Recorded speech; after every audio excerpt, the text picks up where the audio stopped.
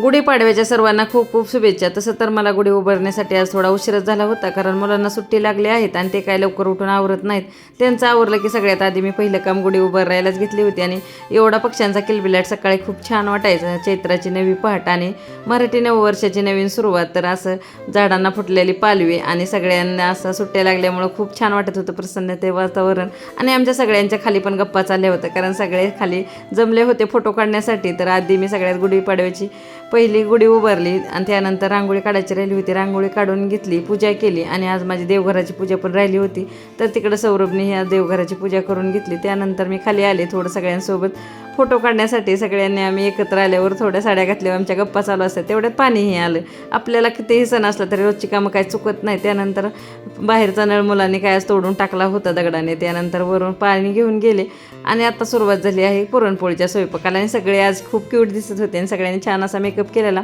वर आल्यानंतर इकडं कॉपी चालू होती, तर मीही थोडासा नंबर लावला आणि हे मी 5 वर्षापूर्वी पैंजण घेतलं होतं, मला वापरलंच नाही, 5,000मध्ये घेतलं होतं, त्याची किंमत आता 25,000 झाली आहे। तर चला म्हटलं आता महाग झाला आहे तर घालूया। आणि आता आपला पुरणपोळ्याचा स्वयंपाक। गुढीपाडवा म्हटलं की आधी नैवेद्य दाखवायचा असतो लवकरच, तर मी पहिल्यांदा आधी स्वयंपाक करायला घेतलं होतं आणि आज सकाळचीच खरंच खूप गडबड चालू होती, कारण सुट्टी असलं ना डबल काम वाढतं, निवांत असतं, पण तरीही मुलांनाही आवाज द्यायचं चालू असतं आवरा आवरा, त्यामुळं जरा पटपटच चालू होतं। आणि आता माझा पुरणपोळीचा स्वयंपाकही लवकरच आवरला होता। आधी सकाळी मी लवकरच स्वयंपाक केला होता, बाकीची कामंही झालेली होती। त्यानंतर सकाळी सौरभने पूजा केली, पण रांगोळ्या काढायच्या राहिल्या होत्या आणि असं सणासुदीला रांगोळी नसली तर खूप बोर वाटतं। तर म्हटलं चला आधी देवपूजा ती उंबरठा पूजन ती करून घेतलं आणि मी नवीन तोरण आणलं होतं त्या दिवशी देहूला गेल्यानंतर, तेही आता लावायचं आहे, कारण असं पाडव्याला खूप छान वाटतं।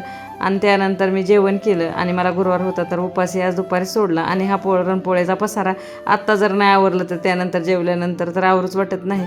तर मी जेवण झालं की आता पटकन स्वयंपाक झाल्यामुळे सगळं आता माझं आवरलं होतं, तर किचनही म्हटलं आवरून घेऊया, त्यामुळं घरात चिडचिड होत नाही। घर स्वच्छ असलं की दिवसभर खूप प्रसन्न वाटतं। आता दिवस तर सगळा पाडव्यामध्येच गेला, तर संध्याकाळी आता आम्हाला मेकअप करायला वेळ भेटला होता आणि आत्ता पिक्चर लागला होता पुष्पा।